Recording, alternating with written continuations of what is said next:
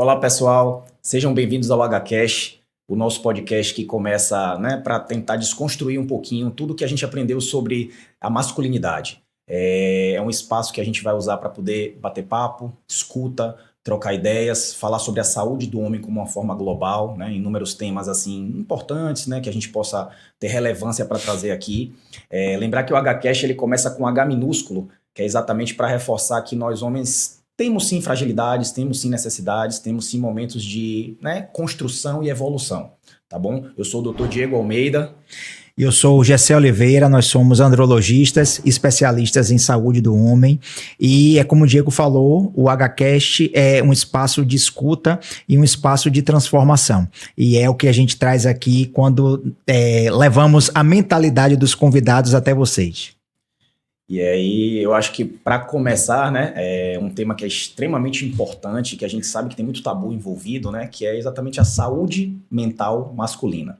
Então, hoje eu trago aqui um grande amigo, um convidado, o meu terapeuta pessoal, que é o Dr. Frederico Augusto Santos Ricciardi, É psicólogo. O Fred ele tem residência em psicologia psiquiátrica, tem mestrado, tem doutorado.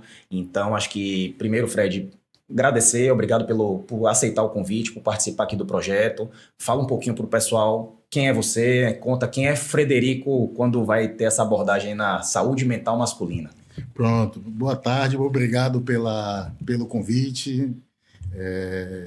Eu sou Frederico Ricciardi, sou psicólogo, formado aqui pela UFBA. Tenho mais ou menos, eu sou ruim de número, assim, de data, mas eu tenho uns 30 anos de formado, mais ou menos. E fiz uma trajetória, depois de formado aqui em alguns hospitais psiquiátricos daqui da Bahia, e depois fui para a França, onde eu me especializei, Então, morei lá na França há alguns anos e fiz residência, mestrado, depois o doutorado eu tranquei, terminei já daqui, mas concluí também. E, na verdade, o currículo francês na época era um pouco diferente do daqui, não era uma equivalência direta, porque ainda não tinha, quando eu fui, a comunidade europeia não tinha unificado os diplomas. Então, eu fiz o que se chamava, na ocasião, DOA, que é o equivalente ao mestrado, que é Diploma de Estudos Aprofundados, e depois a formação doutoral, que é como eles chamavam doutorado. E fiquei lá em Santânia, que é um hospital psiquiátrico também, e durante 3 anos fazendo lá, e dali em diante eu comecei a trabalhar nos hospitais lá, o período todo que fiquei, e quando eu voltei, começou mais o ramo de uma carreira mais acadêmica aqui, no Brasil. Eu sou professor, essa data eu lembro, porque foi quando eu voltei, desde 2000, então tem 25 anos já de docência, e bastante tempo aí. E é isso, mais ou menos uns 30 anos aí no total de carreira, talvez um pouco mais, um pouco menos, e 25 pelo menos aí de docência. E sempre com interesse muito grande pela questão exatamente da saúde mental. O mestrado que eu fiz, o doutorado não é... Quando foi reconhecido aqui pela UFBA, o doutorado eu nem fiz o reconhecimento, que não tinha mais necessidade, mas o mestrado, quando eu fiz, ele acabou sendo reconhecido como mestrado em psicologia, mas, na verdade, o mestrado que eu fiz foi de psicopatologia fundamental e psicanálise, assim como o doutorado. Então, por não ter equivalente, eles vão pelo mais próximo, na hora de revalidar. Então, se você pegar o meu diploma brasileiro, está como psicologia, mestrado em psicologia, mas, na verdade, foi em psicopatologia e psicanálise, assim como o doutorado. E sempre tive um grande interesse por saúde mental, em geral, assim, psicopatologia, essa coisa toda. Então, é basicamente isso. Bastante tempo de clínica, de instituições, assim, psiquiátricas, hospitais, e também de docência. Bem legal. Eu acho que antes da gente continuar, Fred, eu já queria passar até uns números aí para vocês verem a importância realmente do cuidado que a gente precisa ter com a saúde mental. É um tema sensível, é um tema importante, é um tema difícil muitas vezes de ser abordado, porque nós homens sempre tivemos aquela aura a gente precisa ser forte o tempo inteiro, a gente precisa resolver tudo, a gente precisa carregar o mundo nas costas, e às vezes é complicado, aceitar que você tem uma dificuldade e saber pedir ajuda. né? Então, acho que essas informações são importantes. Exatamente. E uma coisa, Fred, que nós, né, na nossa prática diária, a gente vê muito, né, e Diego com certeza vai concordar comigo, é essa dificuldade que a gente tem, né, enquanto médico do homem, de tentar convencer aquele paciente a buscar um acompanhamento psicoterápico, né? Então, assim, a gente lida muito com a questão sexual, né? E a gente sabe o impacto que isso causa na qualidade de vida do homem, tá? Em todos os âmbitos, né? Em todos os aspectos. E a gente sabe o quanto que as alterações psicogênicas associadas a esses problemas são importantes, e a gente, enquanto médico, a gente muitas vezes tem uma noção, mas a gente não tem a expertise de condução desses casos. E aí a gente precisa ter ao lado ali um terapeuta que nos auxilie, né, no tratamento desse paciente. E é difícil muitas vezes, porque às vezes o maior tempo de acompanhamento de consulta é você tentando convencer de que ele precisa ir para o psicólogo, né? E por que eu trouxe isso? Porque é uma realidade nossa, mas eu fui dar uma olhada em números, né? Então, tem publicação da Organização Mundial de Saúde de 2019 com 720 mil mortes por homicídio, né? Sendo que mais do que 500 mil em homens, né? E, de fato, são aqueles que menos buscam o cuidado mental, né? A saúde mental. Homicídios ou suicídio? Suicídios, perdão, isso. O que é que você me diz a gente sobre isso? Gessé, veja bem, é verdade. Sim. Né? Existe isso vai muito de cultura para cultura também, né? Nós aqui, latinos e brasileiros em especial, não só a gente, né, mas a gente também, a gente tem uma cultura muito da coisa da masculinidade enraizada, a gente aprende desde pequeno, né? Boys don't cry, né? Sim. E você tem que ser duro, você tem que reagir, tem que prover, E de fato é assim, como eu disse no início, eu tenho cerca de 30 anos de profissão, né? Vamos botar um pouco mais ou menos, eu tinha que parar para ver exatamente quando iniciou. E nesses 30 anos houve 3 mudanças assim palpáveis, sensíveis, bem visíveis. Sim. Né? Primeiro, houve uma mudança, e a gente da área de saúde mental e de psicanálise, psicologia, psiquiatria, enfim, todos nós, penso eu, estamos tendo que lidar ultimamente com a mudança da própria subjetividade. Certo. A formatação subjetiva. A gente sabe que tem a ver com a cultura, com o momento histórico, tempo e espaço, mas assim, há uma mudança muito radical dos anos 2000 para cá dessa subjetividade, muito, muito grande, e de alguma forma nós ainda, penso eu, que a gente ainda está de alguma maneira tentando formatar, compreender isso, tentando entender isso. Então, são as novas subjetividades, como a gente diz hoje, né, que vem muito dos anos 2000 para cá. Algumas correntes, digamos assim, têm dado nomes diversos a isso, né? Sim. Uns chamam de psicose ordinária, outros chamam de... Porque parece que é uma psicose, por isso que chama psicose ordinária. É como se não tivesse o encaixe padrão que a gente sempre aprendeu. Sim. Né? E que sempre mudava, mas não mudava esse encaixe. Sim. E de um tempo para cá isso tem mudado. Essa é a primeira mudança, assim. Hoje você vê os mais jovens, os que nasceram de 2000 para cá, muita gente vai dizer que são pessoas mais frágeis. Certo. Eu não sei se são mais frágeis, mas são, sem sombra de dúvidas, formatados diferentemente. Perfeito. Do ponto de vista subjetivo. Essa é uma mudança palpável. Se chega hoje lá no consultório um garoto de 25, 26 anos para baixo, provavelmente tem essa formatação. Uhum. Se chega alguém de 30, 35 para cima, muda conforme a geração, né? Digamos assim, porque os contextos mudaram, mas existe vamos dizer assim, alguns padrões que se mantêm. Sim. E nessa turma nova, realmente é outro... A gente está falando de praticamente...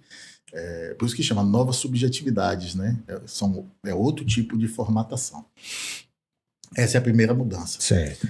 A segunda mudança tem a ver com o aumento significativo, mas assim, brutal, de sofrimento / adoecimento psíquico. Sim. Quando eu me formei, comecei a clinicar, inclusive daí o meu interesse por estagiar em hospital. Eu passei por todos os hospitais psiquiátricos da Bahia, aqui, de Salvador, quero dizer, né? Sim. Como estagiário, como trabalhador, Sim. digamos assim. Então, o meu interesse é disso, de ver realmente a patologia, a psicopatologia, sempre me interessou. E hoje não, é bem diferente. Você vê, vamos dizer assim, cada vez mais as pessoas adoecendo. Quando eu voltei para o Brasil em 2000, eu estava... auxiliei acessoriamente, né? Não era um dos cabeças, mas assim, ajudei colhendo dados aqui na Bahia para uma pesquisa que falava, por exemplo, de depressão. Certo.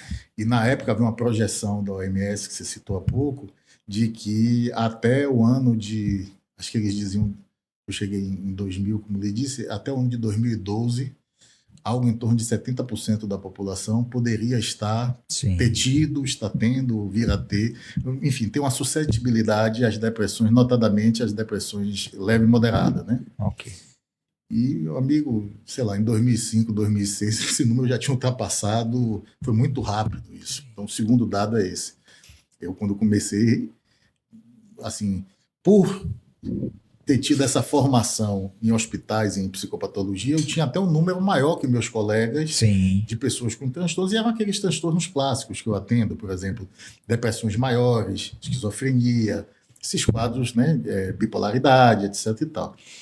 De lá para cá, rapaz, é muito raro, sei lá, 10, 15%, talvez 20%, tem que fazer as contas de novo, mas assim, é significativamente raro chegar alguém no meu consultório que não esteja em sofrimento, ali no pródromo de um adoecimento, ou já no processo de transtorno. E eu não estou falando da minha opinião, estou falando segundo os critérios, seja do DSM, os que a gente tem, né? Seja o DSM, seja da organização LUCID, né, o CID-10, da Organização Mundial de Saúde, ou qualquer outro, de qualquer outra abordagem, porque em psicopatologia você tem correntes que abordam, né, uns de forma mais estatística, como esses dois que eu citei, outros de forma mais clínica, não interessa. O adoecimento é generalizado, vamos dizer assim, é muito maior. Não necessariamente aquelas patologias de lá, ou seja, esquizofrenia, mesma percentagem basicamente, bipolaridade, essas coisas, mas assim, o adoecimento dito, vamos dizer assim, do que não deveria adoecer, que são basicamente 5 coisas, né? Eu vou usar um termo, mas vou tentar, ao longo da nossa conversa aqui, não ser tão técnico, fazer esse esforço, porque senão ninguém entende, né? Claro. Vamos falar na linguagem coloquial, que todos entendam, né? Que é o quê? Depressão. Aqui é tudo como se fossem irmãos. Certo. Tem 2 gêmeos aqui, né? Depressão leve, moderada, o que o pessoal costuma chamar de síndrome do pânico. Sim. A ansiedade generalizada, não, transtorno TAG, né? Transtorno de ansiedade generalizada, e e o toque, né, também. Sim. Né? E a mãe deles todos, que vamos dizer, de onde eles vêm, é exatamente o quê? A ansiedade, certo, que acaba, que é o pródromo disso tudo, né, vamos dizer assim, e esse mal-estar, esse desconforto da sociedade contemporânea, que se você parar para pensar, né, vocês são mais jovens do que eu, né, mas assim, se você parar para pensar, a gente, de uma certa maneira, vive um momento único da humanidade em termos de evolução técnica, de evolução, até de conforto, né? Vamos dizer assim. Minha mãe nasceu numa fazenda no interior da Bahia, né? Uma cidade chamada Ipirá, onde não tinha banheiro. Sim. Banheiro do lado de fora, uma coisa improvisada. E hoje a gente, né? Infelizmente, nem todos no mundo e uma parte da nossa população ainda não tem acesso, né, a saneamento básico, coisas básicas, mas a gente tem um certo nível de evolução social como um todo, né? A medicina evoluiu muito. Você veja o desastre que foi a pandemia, mas ao mesmo tempo, observe, em tão pouco tempo se chegou a uma coisa, a uma solução disso, e em outros tempos isso ia durar décadas. Exatamente, perfeito. Então, há uma evolução de exame. Eu, quando nasci, não conseguia saber o sexo da criança. Isso. Hoje você tira uma foto, meu filho, eu tenho uma foto dele com um dedinho na boca, na barriga da mãe, né? Da ultrassonografia de alta resolução. Antigamente você botava para ouvir só se o coração está batendo ou não. Então, perfeito. Há uma evolução tão grande, né? E acesso a muito mais coisa, né? a comunicação, a informação que circula, tudo isso é maravilhoso, né? De uma certa... O avanço da humanidade, da cultura, da ciência, disso tudo.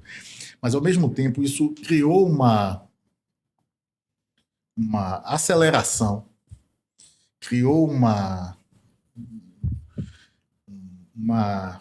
não só uma aceleração, como também uma necessidade, uma premência, uma urgência também de fazer coisas que é incompatível, vamos dizer assim, com a forma de viver humana. Então, Sim. hoje é meio que a gente vive, nós somos, né, humanos e vivemos uma vida muito boa por um lado e, ao mesmo tempo, muito pouco humana, se você for pensar do ponto de vista de como funciona o psiquismo. Vocês são médicos e entendem, todos nós sabemos, né? A questão da evolução das espécies. Isso, para você evoluir, toda e qualquer espécie, você precisa de uma seleção natural que leva séculos. E se você parar para pensar, gente, nos últimos 30 anos, o mundo e a humanidade, o que a gente tem no mundo, mudou talvez muito mais do que daí para trás, os últimos 30 séculos. E a gente não teve a maturação enquanto espécie, Sim.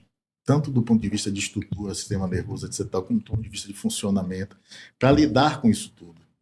Então, hoje a gente vive um processo de, vamos dizer assim, como eu disse, sofrimento e adoecimento psíquico em massa. E isso é muito premente. As novas gerações, meus alunos, mais novos que eu, já pegaram, às vezes eles não têm essa visão, porque já pegaram essa nova realidade. Sim. Mas quem é um pouquinho mais, eu ia dizer antigo, mas isso é ruim, né? Mais experiente. Quem tem um pouquinho mais de rodagem, digamos assim, acaba que isso é muito visível, é palpável. Né? Essa coisa é muito palpável, tanto, então, número 1, né? Que são 3 pontos que eu lhe disse. Número 1, a mudança da subjetividade de um tempo para cá. Muito radical, assim, com uma certa ruptura com o que vinha antes. Antes era um degradê, né? Ia mudando, agora quebrou e já é outra coisa. O segundo ponto é esse, o adoecimento, né? Essa vida que a gente não tem tempo de processar e é uma correria, uma agonia, isso não aguenta, vem aí ansiedades, sofrimentos e adoecimentos. E o terceiro ponto vem disso que você exatamente comentou, que no momento, na verdade, há essa dificuldade, sim, do homem buscar um auxílio, né? Vamos dizer assim, psíquico, buscar uma terapia, uma análise, um psiquiatra, alguma coisa desse sentido. Mas eu vou lhe dizer, o próprio processo de adoecimento, o que é muito ruim, faz com que eles busquem esse auxílio. Certo. Então, aumentou. Sim. Mesmo com a resistência continua. Mas chega uma hora que quebra, e quando quebra tem que vir. O ideal era que viesse antes. Com uma profilaxia para se conhecer, para lidar melhor com a vida, para se estressar, etc. e tal. Mas se você pegar, por exemplo, ok, eu sou homem, talvez isso facilite o outro homem vir a mim, mas hoje, inclusive vindo para cá no carro, eu estava refletindo sobre isso. Eu tenho mais pacientes homens do que mulheres. Imagina. E quando eu me formei, isso era impensável. Sim. Perfeito. Sei lá, de cada 10 tinha um homem. E olha lá. E olha lá, né? Hoje eu tenho mais. Eu diria que 60% mais ou menos de quem eu atendo é homem. Você pode dizer, não, mais uma vez, né? Pô, ele é homem, facilita. Mas uma parte significativa dessa demanda não vem, como você estava falando, de uma busca de uma coisa, de evitar um problema, de se conhecer, de viver melhor, que deveria ser o ideal, mas vem exatamente de um sofrimento / adoecimento psíquico. Uma parte significativa disso. Então, lhe respondendo, hoje é difícil ainda, né, aos padrões, e inclusive assim, é visível no início o desconforto. Sim. Né? Então, às vezes o cara chega, a mulher vem muito mais confortável, Sim. né? Que uma mulher, uma criança, um adolescente. Quando é homem, o cara chega meio assim de... Pô, mas não sou doido, não. Pé atrás, né? Bem assim, tô aqui, mas não preciso, né? Olha, eu vim porque me disseram, mas assim, eu tô... Né? Eu sou doido não, viu, cara? Eu não sei bem se eu preciso ou não, sabe aquela... E nessa linha, Fred, acho que até pra gente seguir assim, pra próxima pergunta, qual você acha que ainda é o maior tabu né? Para quando Perfeito. o homem realmente... Por que ele não vem? Ou quando ele vem, qual é a maior dificuldade que ele tem de começar essa conversa, de expor essa preocupação em dizer, poxa, eu não sou maluco, ou de não saber como falar, como abordar, ou de não ter sido abordado isso às vezes pelo pai, né? Pelo irmão, pela família. Aquela história que eu perguntei do sentir que ele está sempre seguro, protegido, que ele é capaz e que agora ele vai desconstruir aquilo. Qual você percebe, assim, que é a maior... Tem uma dificuldade, né, Diego, que é estrutural. Se você parar para pensar, o dispositivo terapêutico, no meu caso, como psicanalista, a gente chama de dispositivo analítico, ele é um tanto quanto antinatural. Você está indo para uma pessoa que você não conhece, que não é seu amigo, que não é seu irmão, que não é... E para falar suas coisas mais íntimas. Isso, mais sensíveis, né? Mais sensíveis. Então, assim, obviamente que a estrutura disso, e cabe ao analista, ao terapeuta, ao psicólogo clínico, saber manejar isso no início, deixar a pessoa confortável, né? Porque se você chega para alguém, né, que você está buscando, seja por adoecimento, para se melhorar, se conhecer melhor, melhorar a qualidade de vida, enfim, e aquela pessoa é muito, vamos dizer assim, distante, né, rígida, ou, enfim, calada, como, né, tem aquele estereótipo do psicanalista que não fala nada, né, aquela cara de... Nelson Rodrigues dizia que a psicanalista com o nariz de cadáver, né, que se fica olhando para cima, com aquela cara sem se mover, né, assim.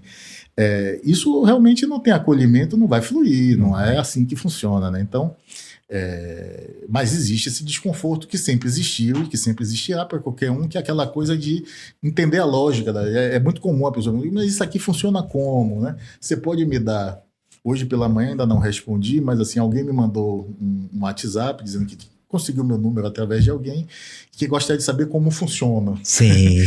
E como é uma resposta longa, eu não tive tempo, claro, né, sim. direto do consultório para cá, eu digo, quando eu já eu respondo. Né, mas é uma pergunta que a pessoa às vezes quer vir, mas está naquele, né, embaraço. Na iminência ali, né, em cima do muro. Então isso é uma coisa para todo mundo. No caso do homem especificamente, existe algumas outras camadas disso, né? Que é toda a formatação no sentido de você precisa ser duro, você precisa responder, você é o esteio, é o porto seguro de sua família, de seus amigos, de alguém. E nessa hora de buscar esse auxílio, é uma hora de você, na verdade, muitas vezes, vamos dizer, se abrir, mostrar algum nível de fragilidade ou de coisa que precisa, não necessariamente fragilidade, mas normalmente é interpretado como fragilidade. Isso, E de buscar algum tipo de, vamos dizer assim, ajuda, né, recorrer a um outro para lhe auxiliar.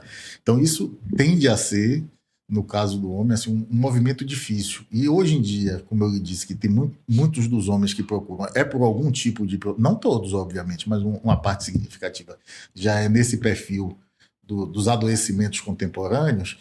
É muito comum a pessoa chegar dizendo, eu não sou doido, né? Que a primeira garantia é essa. E a segunda coisa logo que se traz, que se elabora, é exatamente isso, assim, sabe? Eu nunca imaginei de estar aqui. É muito comum a pessoa, depois de algumas sessões, dizer, eu tô gostando, que massa, devia até ter feito antes, mas ao mesmo tempo eu nunca imaginei de estar aqui. Sim. E aí é difícil ele, inclusive, leva às vezes assim, um bom tempo para dizer aos amigos e colegas que está ali, entendeu? Ele meio que esconde no começo ali, até que um determinado momento, quando a coisa flui bem, enfim, que flui legal, aí acontece o movimento inverso. Ele passa a ser um defensor daquilo. Isso. Olha, todo mundo devia fazer, vai lá fazer, né? Então, recomendar, né? Recomendar. Não só um defensor, um propagador. Um propagador, passa a mensagem adiante. Ele vai passando a mensagem adiante. Rapaz, vai fazer, que é legal, cara, vai lá. Aí o colega, não, mas não tem problema, não, mas não é para ir porque tem problema, não, vai mesmo assim, é legal, cara, é um momento que você tem para pensar em você, para refletir, né, se encontrar com você. Então, mas esse tabu inicial existe, é bem visível e normalmente é colocado. Às vezes até dessa forma que eu te falei, nesse primeiro momento que a pessoa manda um WhatsApp, nem ligou, mandou um WhatsApp, podia ter ligado para ela, mas mandou um WhatsApp, já vai perguntando assim, né, como é o processo. Como é o processo não é só quero entender como é, não. É uma coisa já de um certo desconforto em relação a isso. Sim, já mostra um desconforto, né? É bem... Vocês, como médicos, de homens, né? Andrologia, etc e tal, deve perceber isso também, né? Muito, A muito. fragilidade das muito. questões sexuais, assim. Aí Eu costumo dizer, né, que para o paciente ele chegar ali na frente e falar sobre a dor dele, vamos supor aqui, né, sobre disfunção erétil, ele já tentou resolver sozinho isso. com muitas formas, né? Então, assim, a mesma coisa é ele chegar ao seu consultório, né? Então, assim, ele já tentou, de alguma forma, resolver, e é aquilo que a gente estava até falando mais cedo, a gente tem que se cercar de pessoas que nos auxiliem, né? Então, assim, isso não é uma fragilidade quando você busca alguém para poder lhe ajudar. Ao contrário. Exatamente. Ao contrário. Só quem está muito forte tem a coragem de pedir ajuda. Olha aí. Porque, normalmente, qual é o contrário? Sucumbir. Sim. E para quem não está bem, é um movimento muito, vamos dizer assim, entre aspas, natural. Você não está bem, você não busca ajuda, né? Você está ali, uma certa anedonia ou uma negação daquilo, você vai empurrando com a barriga e aquilo só vai se avolumando, né? Uhum. É isso que, às vezes, se viesse antes de precisar, ou até mesmo quando está ali no sofrimento psíquico, mas não no adoecimento, ia poupar tanto tempo, muito, né? Já ia resolver de... a gente vê isso na nossa prática, né? Com o paciente ele só vem, o homem principalmente, né? A mulher, a menina, a criança, depois que deixa de ir ao pediatra, ela começa a ir ao ginecologista, né? Então ela menstrua a primeira vez e aí a partir dali ela vai religiosamente, né? Ao ginecologista, claro, em sua grande maioria, né? Salvo as exceções. Mas assim, o homem não. O menino, depois que sai do pediatra, ele tem uma lacuna até os 40 anos, quando começam a falar... /50.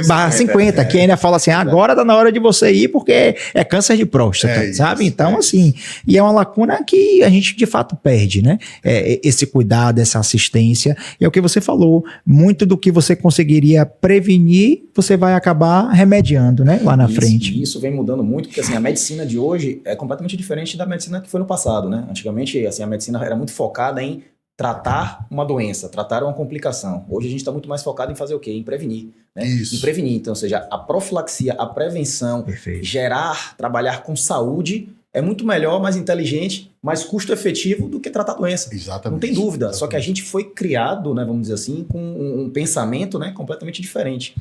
E aí uma coisa, Fred, aproveitar, que é uma reflexão para a gente fazer, né? Eu sempre me pergunto muito disso. Você falou, poxa, cada vez mais a gente tem uma incidência, né, de adoecimento psíquico, tudo, seja, falando de uma forma mais simplificada, né, da nova geração, da geração, né, da nossa geração, e aqui a gente está falando muito de tecnologia, né, que quer queira, quer não, podcast, internet, a gente estava falando em outro episódio, né, sobre a questão da imagem, né, do brand, tudo, da rede social. Então, assim, até que ponto hoje em dia, essa facilidade de acesso, essa comparação muito fácil com a vida que está sendo espelhada ali do outro e tal, até que ponto isso influencia, tanto na nova geração que já veio, né, vamos dizer nasceu assim, né? Formatada assim, e na nossa que teve que fazer uma virada de chave e dizer, poxa, mas tinha tanta coisa que eu não via, tanta coisa que eu não sabia, tanta coisa que eu não enxergava. Quer dizer que a vida dele é dessa forma, ou dela é dessa forma? Então, peraí, algo não está encaixando. E aí acho que mexeu com a cabeça de todo mundo, assim, né? É verdade. Até que ponto isso... Eu vou só retomar, que eu queria trazer uma pesquisa muito legal do laboratório do qual eu fazia parte lá na Paris 7, que é o Laboratório de Psicopatologia. Eles fizeram lá uma pesquisa sobre isso, o assunto anterior ainda, só para fechar, que se chama itinerário terapêutico, né? Sim. Da onde você começou seu sofrimento, sua necessidade, dali até você chegar a um profissional e o que você fez quando você achou esse primeiro profissional até onde aquilo desencadeou. Porque às vezes você vai no primeiro, não vai, no segundo, no terceiro. Sim. E é impressionante, exatamente isso que você está falando, a diferença que existe entre o itinerário terapêutico. Eles fizeram uma pesquisa longa com vários países da Europa, né? O itinerário terapêutico das mulheres, que não é nem uma linha reta, é meia linha reta. Sim. E o do homem, meu amigo, vai para lá, vai para cá e volta e faz uma tentativa, rapaz, quando a coisa, né? Alguns não, já tem essa linha, porque conhece alguém que indicou, porque tem, né? Às vezes a própria família, alguém que fez, ou amigos, etc e tal, mas a maioria, né, e uma boa parte, eu não vou lembrar assim, exatamente os números, Sim. não vou citar para não cometer erro, mas assim, a maioria é um itinerário terapêutico, parece um zigue-zague, né? O cara foi para um lado, foi para o outro, sapateou, voltou 3 passos e até o momento que finalmente ele encontra essa saída como algo viável para ele, né? Diego, é verdade, isso é muito interessante.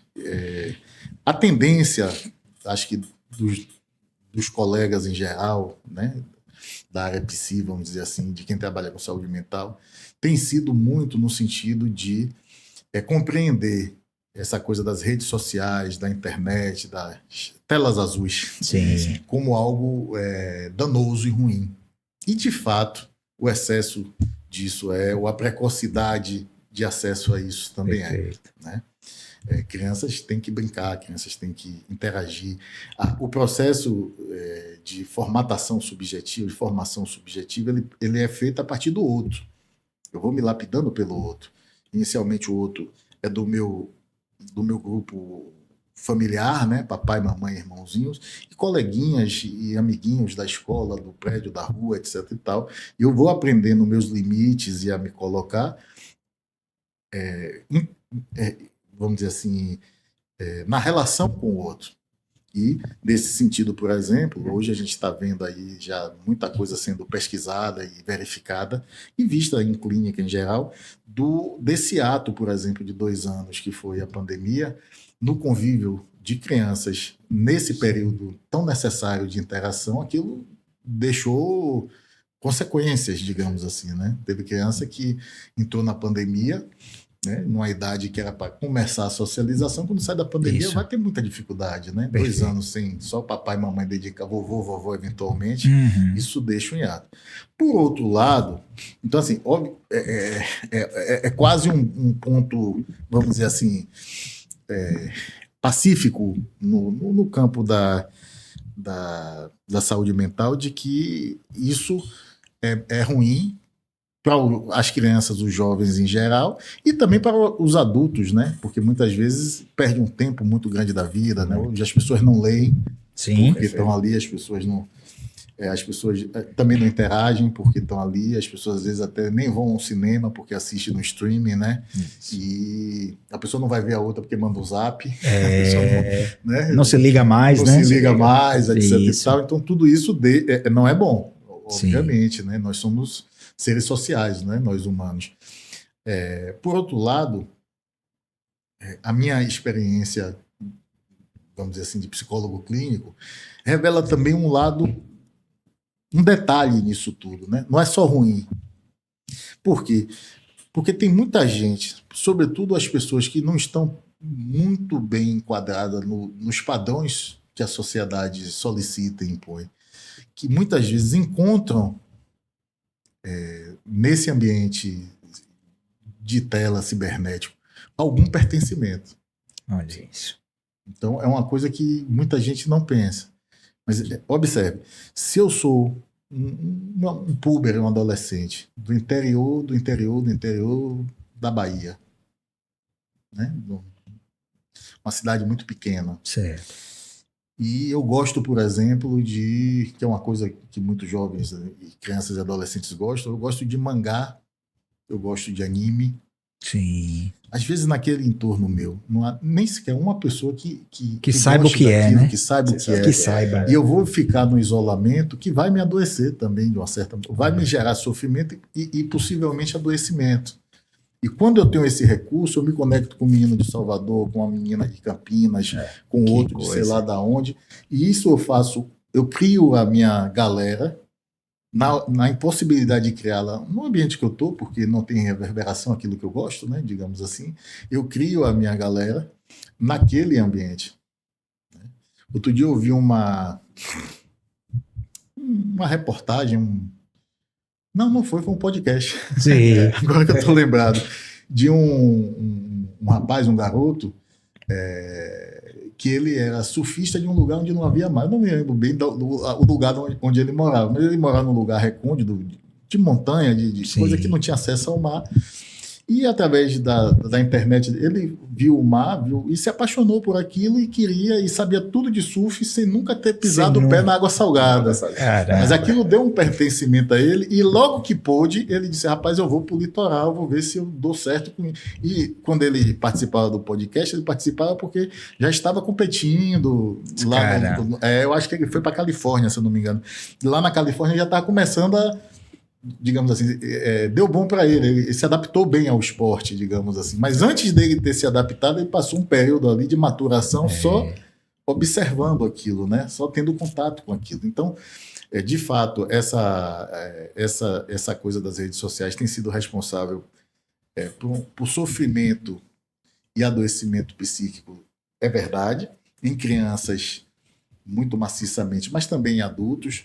Existe muito essa coisa também, né, do espelhamento, né? De você vai vendo ali e aquilo é uma vida perfeita que todo mundo é feliz, todo mundo é bem casado, todo mundo é lindo, todo mundo é altamente qualificado, todo mundo acorda às 3h30 da manhã, corre, pula trampolim, trabalha, exato, né? Dá conta de tudo, né? Faz o almoço, beija a esposa, vai para no céu, e dorme 1h da manhã e acorda 3 de novo. Então aquilo ali não funciona, né? Ninguém sabe o dia a dia ali de dentro de casa como é que é aquilo, todo mundo sorrindo e às vezes as pessoas que não estão ou buscam aquilo, né?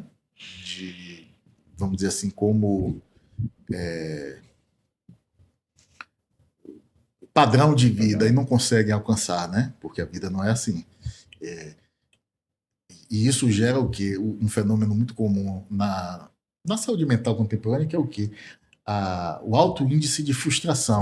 Né? Todo mundo muito frustrado, né? Muito frustrado. Mas, rapaz, tá tudo bem. Não tá, porque o sarrafo você colocou lá em cima, que é o que a rede social lhe deu, entendeu? Sim. Então, não importa se tá tudo bem, pô, você tá bem, se tá legal, tá tudo bacana, não, mas não tá porque fulano, ciclano, beltrano, que você viu na rede social, tá melhor. Então, isso gera, né, uma corrida do ouro de tolo, na verdade. Perfeito, é isso aí.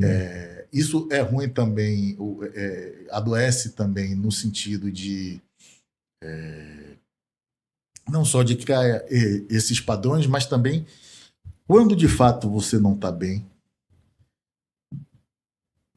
ver a vida toda como se fosse um mar de rosas, todo mundo feliz, né? Propaganda de margarina, como se dizia antigamente, aquilo aumenta o hiato entre você e o mundo, né? O cara que não está bem, que está com a depressão, que está no quarto, que não consegue sair, ele acha que ele é o único, que o mundo todo está rodando daquele jeito, menos ele, né? E aquilo aprofunda o quadro que ele está, muitas vezes também, né? Não sei se deu para entender essa segunda perfeitamente, parte. Perfeitamente. E essa visão que... Porque assim, quando a gente fala de rede social, a gente acha que é sempre maléfico, né? Essa visão que você trouxe, de fato, é um ponto muito sensível. E é isso. Às vezes é uma forma de você arrumar a sua galera, né? O lugar que você pertence, né? Exato. Verdade. É uma visão diferente da visão que a maioria de nós temos, né? Até por não ter conhecimento técnico mesmo, né? Mas a maioria das vezes é maléfico mesmo.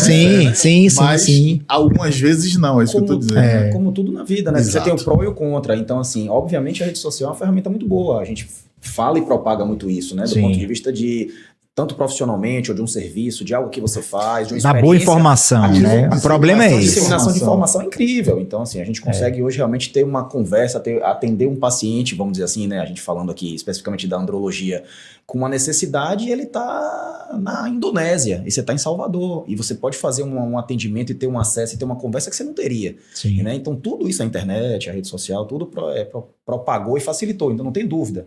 Agora, realmente, como tudo, equilíbrio, né?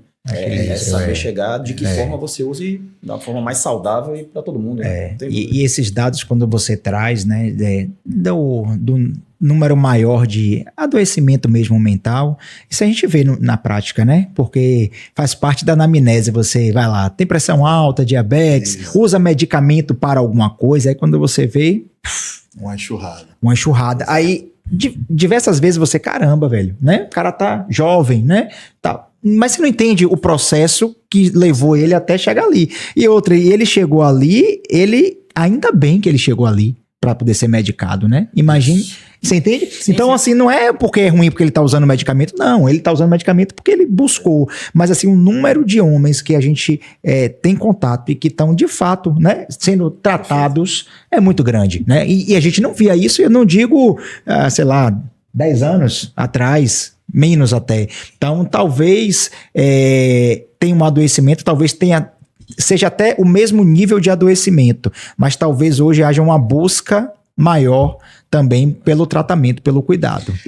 Tem as duas coisas. Tem uma busca maior, mas essa busca maior está muito calcada no adoecimento. Na dor. Na dor, Muitas vezes, por exemplo, vamos dizer, você é meu irmão, só para dar um exemplo, e eu adoeci e fui buscar um tratamento. Às vezes você já não vai precisar adoecer, você vai antes, porque você já tem minha experiência. Perfeito. Mas alguém daquele contexto, inicialmente, foi pela dor. Sim. Digamos assim. Isso, Gessé, é interessante, porque, como eu lhe disse, eu tenho já um pouco mais de rodagem, né? E, por exemplo, quando eu me formei, ou quando eu estava para me formar, estagiando, etc e tal, existia uma série que hoje são meus amigos, já na época eu sou bem amigueiro, uma série, por exemplo, de psiquiatras. Sim. O cara saía fazer uma residência em psiquiatria naquela época, assim, a grande maioria era para trabalhar em um hospital psiquiátrico. Sim. Né? Se você contar aqui em Salvador, eu não vou citar nomes, né? Sim. Mas aqui em Salvador você tinha muito poucos psiquiatras de consultório, né? Alguns assim tinha assim, um turno o cara ia atender no consultório, Sim. né? Mas aquele cara que vivia de consultório, rapaz, era meia dúzia, 10, de verdade, não estou falando arredondando, não. Hoje em dia você vê que primeiro, a própria evolução da luta antimanicomial, dessa coisa toda, etc e tal, você não tem tanta institucionalização. Isso. Então também não tem esse campo. Mas acho que dois fenômenos aí. O avanço da indústria farmacêutica nos psicofármacos, obviamente, né? Fomenta isso. 3, a questão também dessa coisa da atenção maior à saúde mental, né? Que as pessoas hoje falam mais, tanto que a gente está aqui conversando sobre isso, né? Perfeito. É um tema da atualidade, né? E eu me lembro, eu ainda, não sei se você já estava formado ou não, se tivesse era recém-formado, que teve um programa de televisão, aquele de sexta, né? Que era tipo uma reportagem longa, né? Da Globo, eu esqueci o nome agora. Globo Repórter? Globo Repórter. E o Globo Repórter, teve um Globo Repórter que era a Pílula da Felicidade, né? Se referindo ao Prozac, né? O lançamento do Prozac, isso dos anos 80, por aí assim, né? Caramba. E era uma coisa assim, né? O início de uma nova era, né? Digamos assim, que é aquela visão até meio equivocada, né? De que tem uma Pílula da Felicidade que não tem, né? Exato. E terceiro lugar, então assim, a psicofármaco também, né, entrou, né, hoje uma das coisas que mais vem de medicação é psicofármaco. Perfeito, sim. Nos Estados Unidos, no Brasil, então nem se fala, né? Mas, rapaz, eu me esqueci, eu ia falar de... Qual foi a sua pergunta mesmo? Vai voltar. Tenha calma que ela vai voltar, entendeu? Eu fui falar do negócio do Prozac, achei até curioso, me lembrei agora e acabei... Mas é justamente isso que eu estava falando dessa questão de a gente atender uma maior quantidade de homens medicados, né, de fato, né, e que eu trouxe esse contraponto, né? Que isso é bom porque significa dizer que eles estão indo ali, estão sendo tratados, né? Por eles estarem usando. E aí você trouxe esse ponto de que muitos deles vão pela dor mesmo, não por uma profilaxia, né? Ou quando é com alguém próximo que de fato sofreu na pele, né? Isso. Então, é isso, assim. Primeiro você tem uma oferta também de profissionais aí, né, maior, que vem da demanda mesmo, não tenha dúvida, né? Eu estava falando dessa coisa da formação, por exemplo, psiquiátrica, né? Antes o psiquiatra era mais eu podia citar aqui dezenas que foram com quem eu convivi, que só trabalhavam no hospital, né? Digamos. Hoje é exatamente o contrário, né? Quase ninguém trabalha no hospital, todo mundo tem consultório. Isso. O avanço... Você falou da indústria, né? Da indústria farmacêutica. Em muitos casos... de uma forma deformada, que as pessoas se automedicam, Sim. tomam sem necessidade. Enfim, isso não é nada bom, né? De uma certa maneira. E o terceiro ponto é exatamente esse que que você falou, assim, não só ele vem pela dor, mas como existe, assim, vamos dizer assim, mais uma sensibilidade social em geral para observar esse tipo de coisa. Então, por exemplo, há 30, 40 anos atrás, vamos dizer, você trabalha numa repartição em qualquer lugar desse, tem alguém ali que não está bem, ninguém dava nome, eu percebia isso. Sim. Quando você já conviveu, tem essa informação circulando, você, pô, fulano não está bem. Será que aquilo... E a pessoa é abordada nesse sentido. Rapaz, você já foi no serviço médico? Estou achando você tristinho, né? Estou achando você para baixo, você tá mais irritado. Então, assim, e isso é uma faca de dois gumes, porque às vezes é uma patologização de um momento da vida da pessoa. Sim, que é normal você passar por momentos de tristeza. É necessário, na verdade, né? É isso, a vida não é só alegria, não tem margarina, não tem vida perfeita de Instagram, não tem pílula da felicidade, né? Isso. A vida é isso, né? E talvez o bacana da vida seja isso, né? Se fosse tudo perfeito, olha que tédio danado. Exatamente. Não ia ter graça. Não ia ter graça, você tem que correr atrás, você tem que ter objetivo, você tem que suar, você tem isso. que... Mas, por outro lado, também, hoje eu diria assim que é mais fácil você peneirar isso, até socialmente. A pessoa olha e vê, percebe, e diz, pô, você não está bem, cara. Ou eu conheço alguém, mesmo que não é da família. É uma coisa assim. As empresas têm essa, vamos dizer assim, porque me faltou a palavra, né? Em francês chama repérer, né? Repérage, né? Que é você fazer essa... triagem. Essa triagem é natural, não é bem triagem, mas tem uma palavra melhor, já me lembro, mas é como se fosse isso, assim. As pessoas detectam aquilo com mais facilidade. Já o tema saúde mental, embora ainda tabu, já faz parte da contemporaneidade. Exato. É menos estigmatizado como era antigamente. Isso. Então, e não só é menos estigmatizado, como as pessoas têm essa informação de que tem algo ali que não está bem. Acesso, Tem algo... Quando eu comecei a dar aula, Diego, assim... volta e meia, e eu estou falando de 2000 aqui, né? Volta e meia, eu via, assim, às vezes um aluno ou outro, de uma forma que eu achava que tinha alguma coisa errada, que a pessoa não estava legal. E muitas vezes, quando eu via que tinha abertura, porque nem sempre você tem abertura, você não vai abordar os outros assim, né? Perfeito, na selvageria. Mas quando era uma pessoa mais próxima, alguma coisa assim que tinha uma abertura maior, às vezes eu perguntava, pô, tá tudo bem, etc e tal. E, via de regra, não estava bem. E, às vezes, eu não tinha abertura com aquela pessoa, mas ia a coordenação, etc. Então, dizia, pô, vocês perceberam? Poxa, tem um aluno lá que eu não estou achando que ele está legal. E aí, até os colegas dizem, não vi nada, não. Eu me lembro de um caso de um aluno específico que eu disse, rapaz, eu acho que aquela pessoa, vocês não perceberam, não. E, assim, pouco tempo depois... dias depois, essa pessoa teve um acesso, né? Aparentemente ele era um bipolar e entrou no quadro de mania franca. Caramba. E saiu em capa de jornal e tudo, que ele saiu desnudo pela rua, aquela coisa toda, foi uma exposição. Então, naquele caso específico, eu falei, ninguém tinha enxergado, e aí ficou uma coisa que não foi observada e passou batido. Hoje isso é difícil. Todo mundo...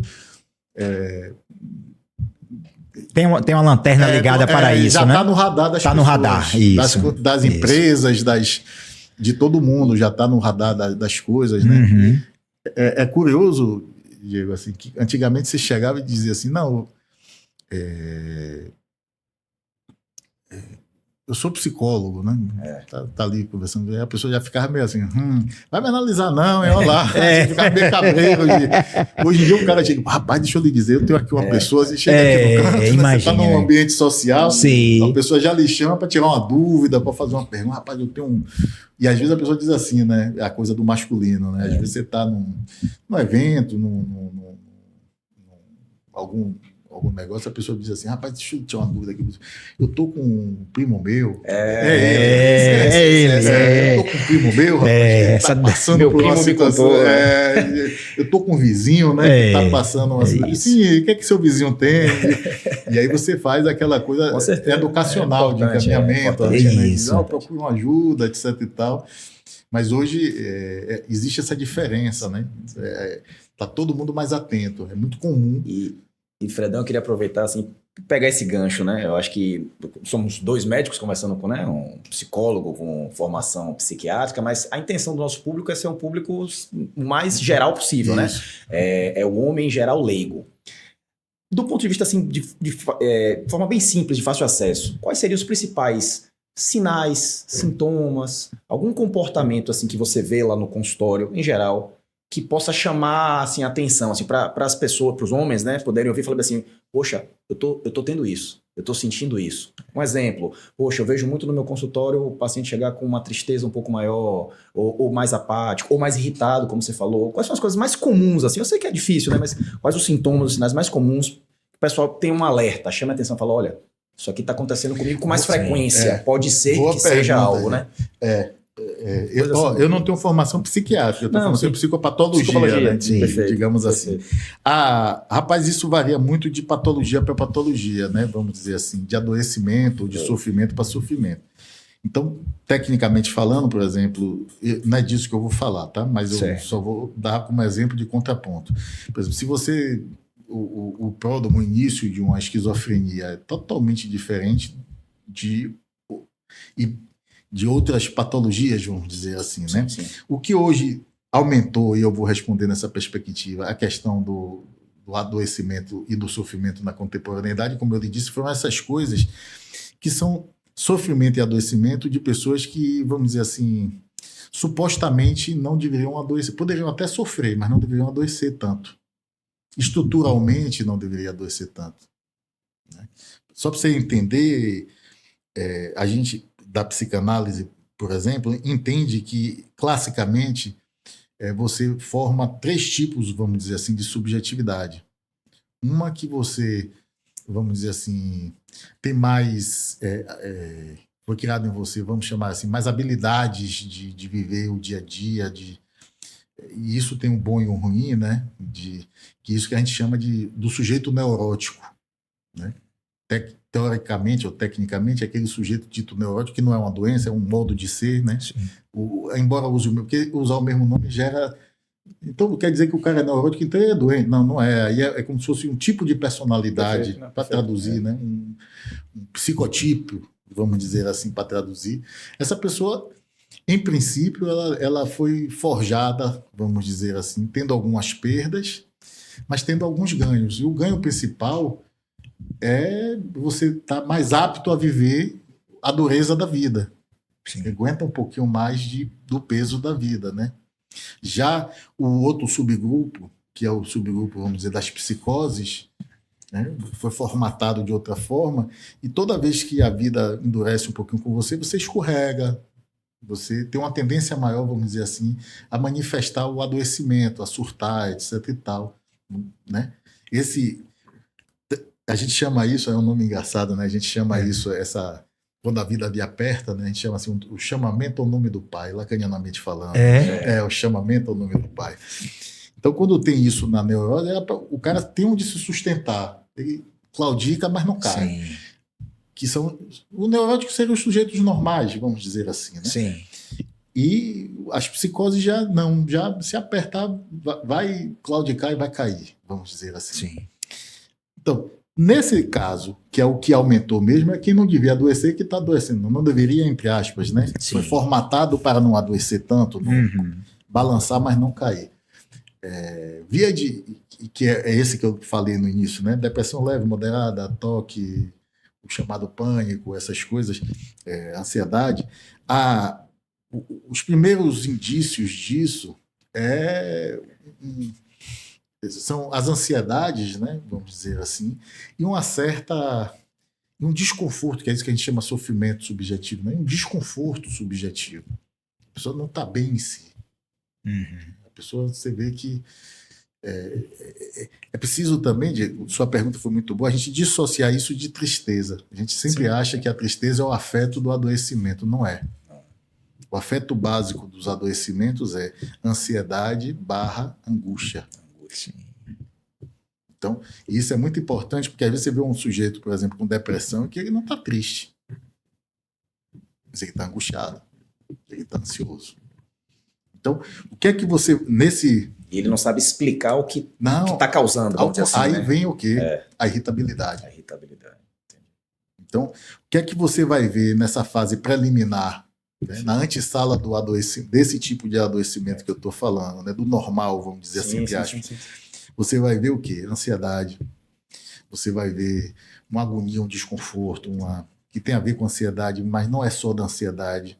E às vezes é difícil para ele localizar isso. Mas onde é essa agonia? Que agonia é essa? Rapaz, é uma agonia, é no peito, é nas costas, começa a somatizar também, né? Aí o cara diz às vezes, pô, cheguei lá no trabalho, cara, abri a camisa, fechei a porta, fiquei, sabe? É um desconforto medonho, então uma coisa, às vezes, de respiração, meio assim, um desconforto cardíaco, uma coisa assim. Aí vem a irritação, né? Vem aquela coisa de... Você vai perdendo um pouco de prazer com as coisas usualmente prazerosas. Às vezes vem um comportamento, vamos dizer assim, de uso de substância psicoativa, ou aumenta ou passa a usar substâncias, né? Vai escapulindo, aquela coisa do cara, todo dia quando volta para casa, para no posto para tomar um negócio, né? Dificuldade para dormir, uma indisposição física acentuada. Isso é muito comum, né?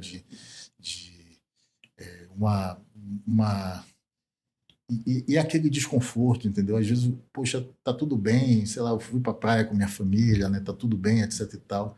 E tá todo mundo se divertindo e você não tá. Tinha tudo para estar se divertindo e não está, né? Tá tudo bem, mas não tá bem. Tem alguma coisa ali. Aí você diz assim, pô, e o trabalho tá bem? Tá. E a esposa também tá. E os meninos também tá. E o que é que tem? Não sei. E aí é outro fator de que essa pessoa não legitima o sofrimento dela e não busca ajuda, porque ele diz, gente... Não está acontecendo nada. É muito, vamos dizer, cara de pau minha dizer...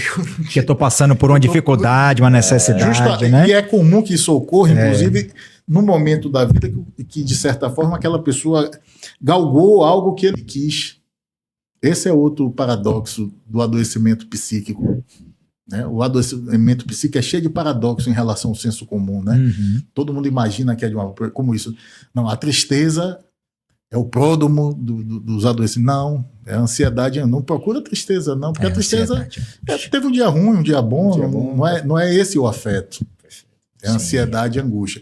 Outro paradoxo, tá tudo bem. Gente, quando tá tudo bem, para quem não tá bem, o hiato é imenso. A França... um certo momento, fez um planejamento, eu estava lá, fez um planejamento, né, o Estado francês, de fazer um contingenciamento das depressões. Né? A França é um país que tem muita depressão, e vamos fazer um contingenciamento disso e vamos preparar as instituições de saúde para receber essas pessoas. E aí, quem estava pensando no projeto disse, então pronto, vamos fazer uma espécie de... Aqui, quando chove muito, né, tem a operação desentupimento, operação tapa-buraco. Então, seria uma operação, vamos cuidar da depressão. E eles programaram para o fim do outono e início do inverno. Então, tá ali é o ocaso vai ficando, os dias vão encurtando, ficando tudo cinza. Menos sol, né? Menos sol. Perfeito. E aí, quando eles armaram aquela coisa toda, né, para dar suporte, não aconteceu. E aí, quando eles foram perceber, a época que as pessoas mais buscavam os serviços, seja de ambulatório de internação, é o contrário, é a primavera. Porque quando todo mundo está florescendo, está tudo tão bonito, menos eu. E a mesma coisa da rede social que a gente estava falando há pouco. Perfeito, né? Você vai para a rede social, está todo mundo lindo, maravilhoso, sorrindo, feliz da vida, tudo lindo e maravilhoso. E quando você não está compatível com aquilo, né? Então, é isso que acontece nesses adoecimentos. Há uma certa estranheza e isso dificulta a busca de ajuda, porque é isso assim, tá tudo bem. E às vezes aquela pessoa passou a vida inteira correndo atrás de uma certa realização, de construir uma família, de construir um patrimônio, construir o que quer que seja. E justo na hora que ele estabiliza, eis que vem um vazio. Cheguei lá e agora? E agora, né? E agora? Então, isso é algo... Os sinais principais, via de regra, para esses tipos de adoecimento, de quem teoricamente não deveria adoecer, Não deveria. né? Foi formatado para responder à dureza da vida, vamos dizer assim. Os mais comuns são esses, assim, né? Esse desconforto, essa agonia, essa ansiedade, aí não dorme bem, o álcool aumenta, o incrementa, até outras substâncias, às vezes vai para né? Com essa vida medicalizada, assim, né? O excesso de medicalização, aí começa a tomar o remédio que o vizinho está tomando, que a esposa está tomando, sem ninguém receitar, né? Sim. Não maluquice, né? E aí o que era ruim fica péssimo. Degringola geral. Eu acho que esse ponto é importante até para todo mundo que está nos ouvindo agora, né? Porque a gente pensa em depressão, por exemplo, a gente pensa em tristeza, né? É isso. Né? E assim, você trazer esse lugar da ansiedade, né? Desse desconforto, dessa angústia, isso eu acho que é um sinal de alerta, né? Então, assim, não necessariamente a tristeza. Quando eu dou aula né? de psicopatologia, nesse assunto, né? Os transtornos do humor, quando eu começo a falar de depressão, a primeira coisa que eu falo de agora, o afeto básico da depressão não é tristeza, é angústia, Olha aí. ansiedade. As depressões grave e profunda, com sem sintoma psicótico, você tem coisas ainda mais graves, né? Obviamente, que eu estou falando, como eu disse, desse patamar de que não deveria adoecer. Mas é da mesma natureza, tá? É uma angústia mais forte, que pode chegar a um quadro que chama desrealização, que é horrível, né?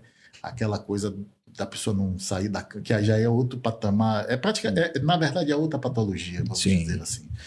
Mas você vai perceber isso, a pessoa perde o prazer, sabe? Tem umas coisas que chamam a atenção, assim, por exemplo, você gosta, como eu falei, de ir à praia com sua família, e chega um determinado momento que você até vai, e quando vai, se diverte.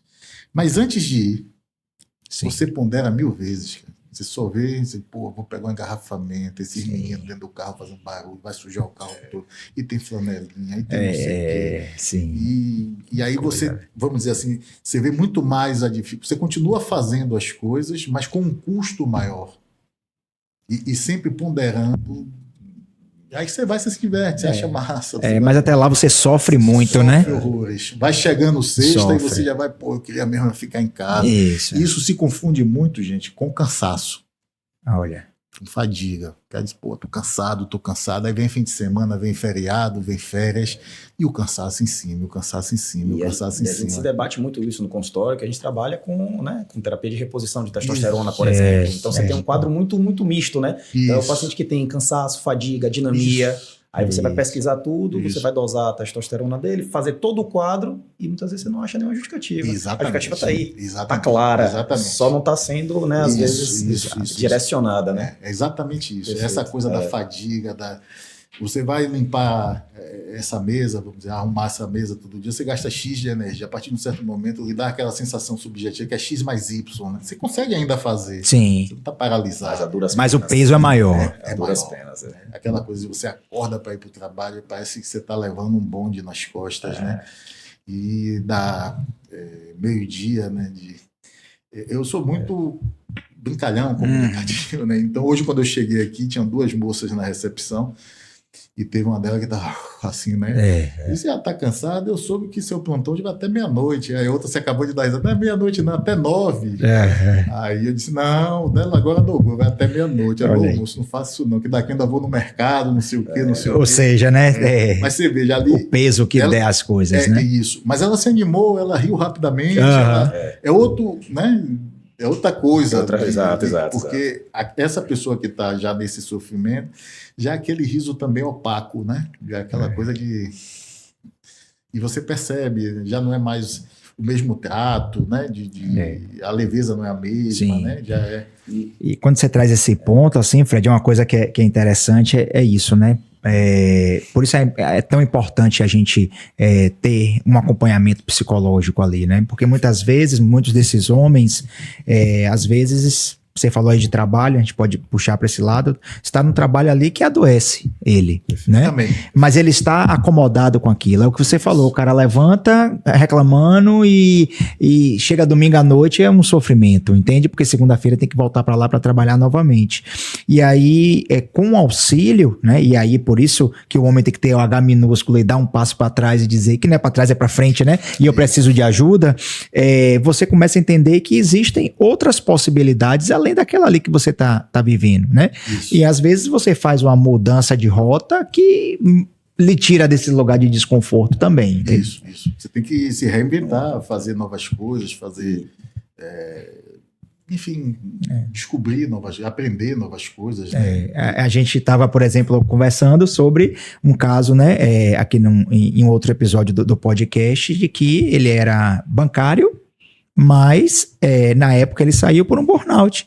Porque não era aquilo ali que dava para ele. E hoje o cara tá transformado fazendo uma outra coisa que tá trazendo felicidade para ele, né? Então, muitos dos homens, às vezes, eles podem estar presos a uma situação e que acham que aquilo ali é pro resto da vida e vai ficar naquilo. Mas se você não busca alguém que olhe de fora outras possibilidades para lhe apresentar, e lhe ajude você fica a você perdido. mesmo olhar, né? Isso, exato, porque não é você quem vai, o psicólogo que vai decidir, ele vai colocar o holofote para as possibilidades, né? Perfeito. Exatamente. Perfeito. Outro dia eu estava numa exposição de fotografia de Sebastião Salgado. Sim. E fiquei estarrecido, um grande fotógrafo, né, reconhecido mundialmente, até faleceu recentemente, e teve uma exposição dele no Rio, e lindíssima, da Amazônia, inclusive, e aí eu fui ler lá o script da vida dele, não sei, e ele era bancário, e só teve a coragem de sair do banco, né, para ser, acho que eu não vou lembrar exatamente, esse negócio de número, né, eu não decoro, mas com 40 e tantos anos, cara, que ele começou, realmente, e ele disse, não, ou vai agora ou não vai, né, então isso é verdade, assim, tem esse adoecimento também do burnout, que é o excesso, e que tem a ver também com as redes, né? De você ficar querendo alta produtividade, performance, alta performance o tempo todo. Que muitas vezes lhe quebra. E tem a ver também, às vezes, com o próprio...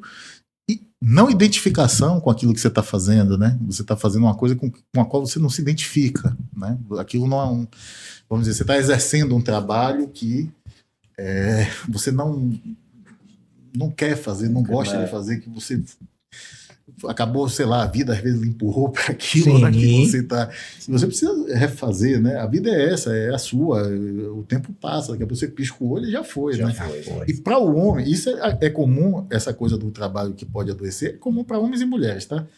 Mas às vezes para o homem é um pouco mais difícil, porque como ele se definiu numa posição até da sociedade machista, né? Como o mantenedor, aquele que dá a base, etc e tal, ele não se dá o direito de se reprogramar, né? Às vezes para ele é mais difícil dizer, não, eu vou refazer minha trajetória, eu vou dar uma guinada. Tem o medo de exatamente instabilizar toda essa estrutura aí na cabeça dele. O medo do falhar, né? Isso, que está na sombra dele. E de desestabilizar momentaneamente. Mesmo que dê certo lá, o que é que eu vou fazer daqui até lá? E meus filhos, e todo mundo, e minha mãe, minha mulher, e sei lá quem, né? Então, essa coisa de, vamos dizer assim, se dar o direito de adoecer é difícil, ou de se perceber adoecido, né? De se perceber sofrimento, e se dar o direito também, isso é muito comum, é outra face da clínica com homens, assim, da psicologia clínica, da psicanálise de homens, que é essa coisa assim, chega uma hora que o cara vê que ele precisa mudar, e às vezes vem essa coisa de, poxa, mas como é que eu vou mudar isso aqui? Vai mexer com o tabuleiro inteiro. Sim. E, meu amigo, e aí, velho? O que é que vai ser desse povo todo que está aqui debaixo de minha sombra, né? Então, isso é outro dificultador, assim, daqui, às vezes ele enxerga no processo analítico as necessidades de adequação, mas entre ver e conseguir empreender, vai um passo, né? Aquilo é outra coisa, assim, né? Você precisa e remodelar e fazer paulatinamente às vezes, até porque, de fato, pragmaticamente falando, ele não pode dar um cavalo de pau, porque Isso, ele vai exato. ter que ir indo aos poucos, né? Se aproximando Até do porque que se ele ele quer. muda de frequência rápido demais, ele não se sustenta também lá na outra frequência, né? Nem ele, nem ninguém que Nem ninguém que tá ali ao redor. Então, Exatamente. essa é outra especificidade também, né, do tratamento com homens, que tem sempre essa coisa de às vezes você está atendendo uma mulher e vê essa necessidade, ela se sente mais, vamos dizer assim, disposta ou mais firme de conseguir, muitas vezes, fazer as mudanças necessárias. E o cara, não, ele pondera, né? Tem toda uma rede ali, uma teia de aranha Tem um que ele está planejamento equilibrando mais, ali, né? Que mais- precisa. E essa coisa do social, da formação, né, social do que é masculino, de que ele não pode falhar, retroceder, né? Isso é muito ruim, né? E assim, Fred, acho que até estamos chegando perto do nosso horário, né? Passou que ninguém viu, né? Rápido, excelente sempre. bate-papo, Conversa e boa assim, dessa. Tem no como ser no diferente, final, não. Eu tava até conversando com o Gessé, né? No final a gente, vamos botar você em 2 saias justas aí rapidinho, mas acho que antes de chegar nesse final das saias justas, acho que é a última pergunta, assim, pra gente dar uma finalizada, que é assim, a pergunta de $1 milhão. Tá certo, a gente sabe que tem toda essa situação, que tem esse contexto, que tem essas dificuldades e tal. O que é que a gente, o que é que o homem, né? O que é que todo mundo aqui, o que é que a gente pode fazer? Quais seriam, vamos dizer assim, as dicas? De que forma a gente pode tentar ir ao longo dessa trajetória da vida? Né? Lógico que não é um manual de como viver, que né, aí seria perfeito, mas o que é que a gente pode fazer? O que é que a gente pode se ater? Prestar mais atenção em que aspectos? Focar em que aspectos? Ver a vida de que forma, assim? Seria a sua recomendação, vamos dizer assim? Uma dica, umas dicas. Boa pergunta, Diego. E isso é muito difícil porque Claro. o homem é muito diverso, né? E o Sim. que faz sentido para um não faz para outro, né? outro. Mas via de regra, Diego, assim, acho que a gente precisa às vezes voltar para os princípios. E que são os mesmos que provavelmente vocês dizem a seus pacientes, penso eu. Sim, Dormir bem, sim. Perfeito. comer bem. Perfeito. Atividade, pelo amor de Deus, gente, atividade física, imprescindível. Você precisa se identificar com alguma atividade. Por sinal, diga logo tudo que você faz aí, para o pessoal saber. Eu Que o adoro. homem faz tudo que você imagina. Tudo que você imagina, o homem faz aí. Como eu sou grandão, a pessoa acha às vezes que eu não pratico, né? Esporte, etc. Mas eu adoro esportes de mar, né? Eu sou muito vinculado. Se olhar de perto, já tem até escama aqui. Coisa eu gosto boa. de barco, de mergulho, eu faço natação no mar, etc. e tal, mas eu gosto muito, na verdade, de artes marciais, né? Desde menino, desde 12 anos que eu pratico artes marciais e eu não tenho nem mais idade de estar nessa brincadeira, mas ainda estou, né? Mas é importante. É, né? ainda Jiu-jitsu, tô, tem o boxe, né? Tem boxe, né? Tem Eu fiz a jiu-jitsu. vida inteira, competia, etc. Tal. Tem jiu-jitsu, que é uma aquisição mais recente. Quando era menino, eu achava... Eu praticamente fiz, acho que, pelo menos uma semana de aula de todas as artes marciais. Às vezes eu não me adaptava e ia embora. Ir né? embora. Mas eu acho que eu experimentei todas. A exceção, engraçado isso, né? A exceção do jiu-jitsu, cara. Fiz capoeira há muitos anos. Boxe a vida inteira, né? Olha Eu que tenho coisa. grandes amigos do boxe. O padrinho de meu filho, mais velho, chama Maninho, o padrinho de Felipe, foi campeão de boxe brasileiro, etc e tal. Uma pessoa maravilhosa que mora em meu coração. É meu irmão, né? E então grandes amigos eu tenho do boxe. E o jiu-jitsu eu sempre achei assim um negócio muito truncado no chão. E eu digo, rapaz, esse negócio nunca nem tentei. E eis que meu filho foi fazer jiu-jitsu e o mestre dele, que me conhecia, né? Sabia que eu já tinha lutado boxe, aquela coisa toda. Eu ia lá buscar ele e dizia, rapaz, bote um kimono, você vai gostar. Você vai dizer, Bote um kimono. Não, Entra aqui nessa piscina de água gelada. Não é pra mim, não, não é pra mim, não. E um dia ele chegou, tem um kimono grande aqui, eu pego aí, bote. Não, rapaz, não, bote aqui. Ele me emprestou. Caramba. E eu entrei, rapaz, e nessa brincadeira eu devo ter aí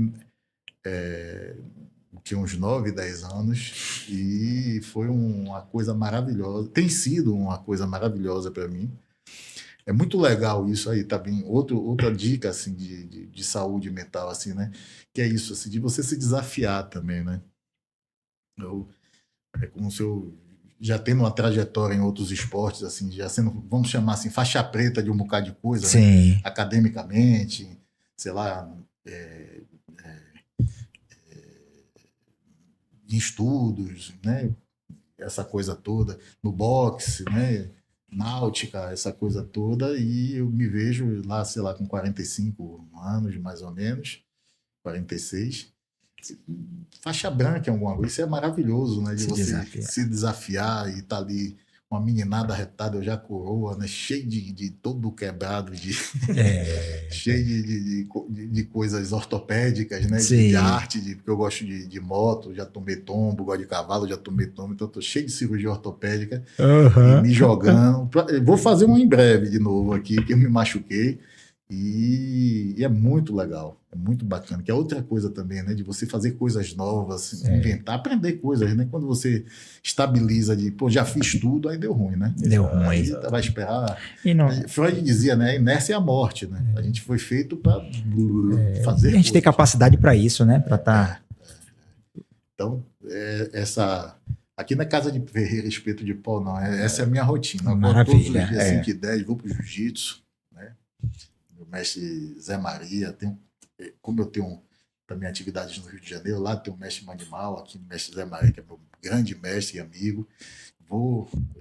Que legal. Vou para o jiu-jitsu todos os dias. Quando eu saio, eu tomo banho de mar, eu faço natação Olha. todos os dias, né? É brincadeira. Muito Tá legal. chovendo, Muito legal. tomo meu banho de mar. Depois eu vou para casa, eu só chego, hoje em dia, graças a Deus, eu só chego eu consigo, né, fazer isso, eu chego ao consultório normalmente, tem dia que é 9h20, tem dia que é 10h10, porque eu me dou o direito diariamente, a essa altura de minha vida, né, Perfeito. de não só treinar meu jiu-jitsu, dando o melhor de mim, né, em alto rendimento, mas alto rendimento porque eu posso, né? Sim. Não parando ninguém, não, Claro, me sim. superando. Se superando, sim. Mas faço natação também no mar. E quando não faço natação, tomo banho de mar, todos os dias. Olha para isso. Então, assim, outro aspecto legal. importante, né, gente, é isso, assim, lazer, né? Você ter seu hobby, seu lazer, Então, assim, eu vou repetir, né? Dormir bem, comer bem, atividade física. Atividade física fundamental, Sim. né? Rapaz, eu fiz uma revisão de literatura no passado, 72 artigos para levar para um congresso. E os artigos, né, concludentes, que nesses casos específicos, inclusive depressão leve, ansiedade, etc. e tal, a atividade física muitas vezes supera a medicação com 5 semanas. Olha para isso. Né? De resultado, entendeu? Então, é extremamente importante, tanto como profilaxia, como parte de tratamento, digamos assim. O corpo humano não foi feito para ficar estático, né? Foi feito para... Isso aí. E hobby, né? A vida social também é muito importante, né? Eu disse no início, nós somos seres sociais, né? Uhum. Então, estar em contato com o outro, né? Fazer coisas legais, ter hobbies, isso tudo é muito importante. Esse dado que você trouxe aí de atividade física é interessante, porque a gente vê isso na prática, né? Eu costumo dizer que você não pode ser um falso profeta, né? Então, não tem como pregar a saúde do homem e não fazer, não ser espelho, né? Então, eu vou nessa mesma linha, né? Eu não poderia ser um cardiologista e o paciente entrar no meu consultório e eu estar fumando, né? Então, é basicamente assim, dessa forma. E aí, quando você fala de atividade física, você estava falando, eu estava aqui pensando, né? Diversos momentos, né, em que eu... sei lá, um nível de estresse maior, de preocupação maior, responsabilidade. Exato. Eu gosto de botar meu tênis e correr. Exato. Sabe? E eu corro sem ouvir som, nada, zero. Eu e minha cabeça, a zoada do mar e pronto. E aí, quando você sai dali, parece que você saiu de uma sessão de terapia, né? Tanto que eu costumo dizer o seguinte, que todo homem, ele tem que ter os momentos de autocuidado dele, né? Então, assim, 2 momentos que eu não abro mão. É minha sessão de terapia e minha atividade física diária.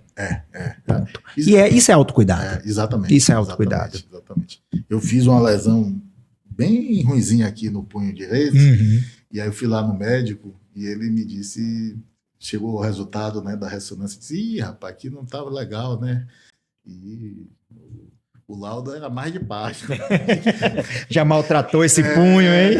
E a lesão, eu sei a data, foi de setembro de 2023, amigo. Eu digo, não, doutor, eu sei, não sei o quê, mas aí eu achando, né, que ia tomar uma bronca dele, não, rapaz, é que eu não podia parar, né? É algo importante em minha vida, faz parte da minha vida, não sei o quê.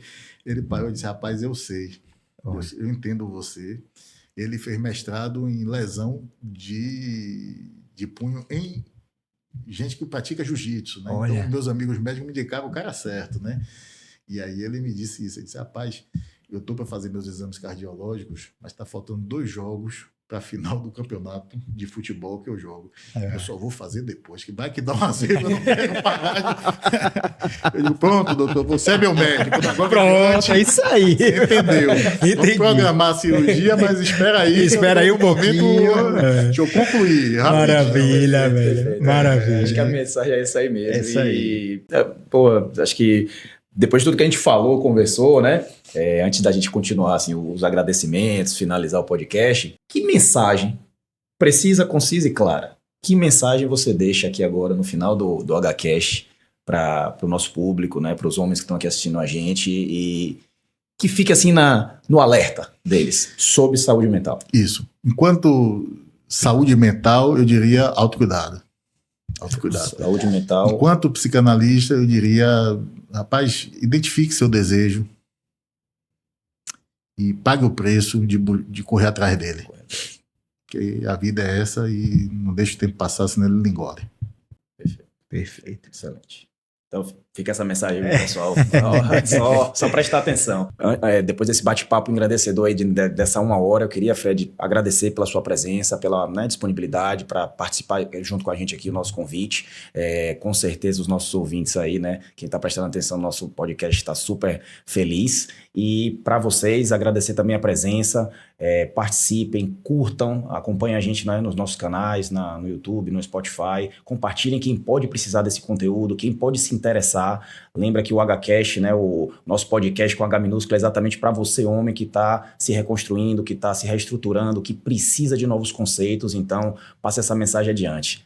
E você, Sé? É isso aí. Mais uma vez agradecer a você, Fred, pela presença, né? Diego já fez os agradecimentos aí, mas eu também tenho que te agradecer. Para mim foi muito engrandecedor, né? Toda essa nossa conversa aqui. E é isso.